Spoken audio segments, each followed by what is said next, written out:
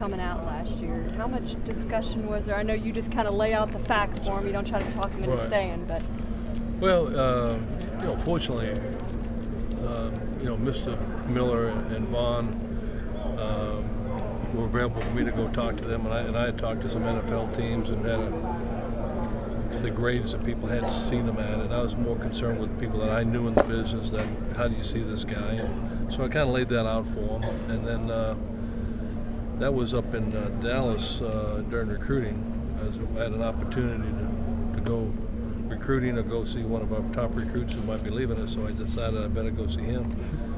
And then he was struggling with it, what he wanted to do, and so forth. And then I invited him back down to College Station to come talk about it again, and we were talking, and again went through all the facts and figures and all that stuff. And I never really want to tell them unless they specifically ask me what they should do. And then finally Mr. Miller said, well, if he's your son, what would you tell him to do? And I said, to be honest with you, I think if he's my son, I'd tell him to come back. I think there's much more to gain than lose by coming back. And I really thought that his stock value would increase to the point, and once you get into the top 10 or the top 5, I mean, that's ground you can never make up if you're a second-round pick or a late first-round pick. So.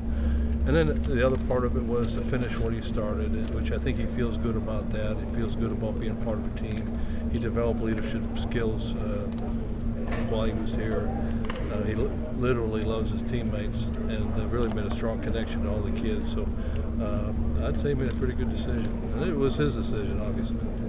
What does it mean to have a player like him, a high-profile guy, just for the future of the program? Well, I actually think Vaughn obviously played very well for us this past season, but he's probably done more for the program since the last game just by the recognition he's received nationally, the Buckus Award, the Combine, and the constant conversation that is going with Von Miller. So he's done a lot for us as far as putting us back on the map. And there was a time this was a more regular situation for A&M back when RC was here in the 80s and 90s. So it's nice to be able to have a player of that magnitude. And I'm probably, everybody's talking about what a great job he did at the Combine, but I'm more proud of how he handled himself as a man in answering questions. I thought he's done a great job, and also always maintaining his roots. And I thought he's answered questions with humility and talked a lot about his teammates, and I think a lot of head coaches, a lot of owners are endeared to that type of response more than the other. So I think he really helped himself by being genuine and honest in his responses and how he felt. Do you have guys right now in the program that are going to continue this tradition, and you feel like that it's been about 10 years since A&M had somebody like this? Yeah, well, I tell you, if you said to me 2 years ago, when we get to this point with Von Miller, I don't know if I could have said that he would be this high a pick. So as I told the team, we had our junction workouts this morning. As I told the team 2 years ago,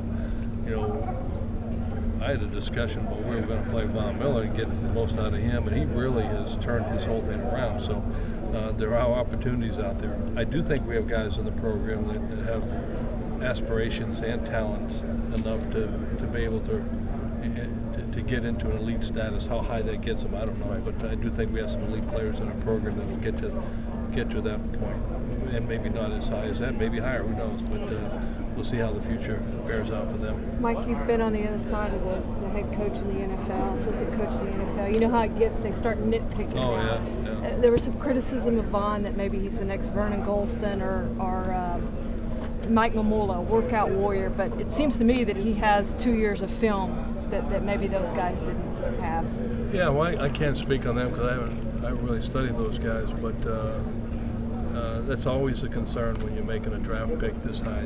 You're going to be, and I told them this, you're going to be picked apart, and you can't listen to, I told Gerard the same thing, you can't listen to the critics because everybody wants to be an expert and have a reason why you won't make it instead of why you will.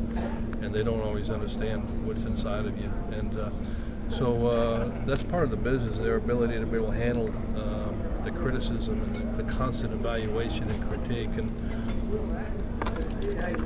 hopefully it seems like he's handling it well, because I don't think there's too much you can say about him. I mean, he's a freakish athlete. I thought he has film to back up what he can do, and he's handled himself properly in his interviews with the media and also with coaches. I've had a number of coaches call me up and say what a great interview he was and how humble he was, and is he really like that? And I had to tell him, yeah, that's fun knowing.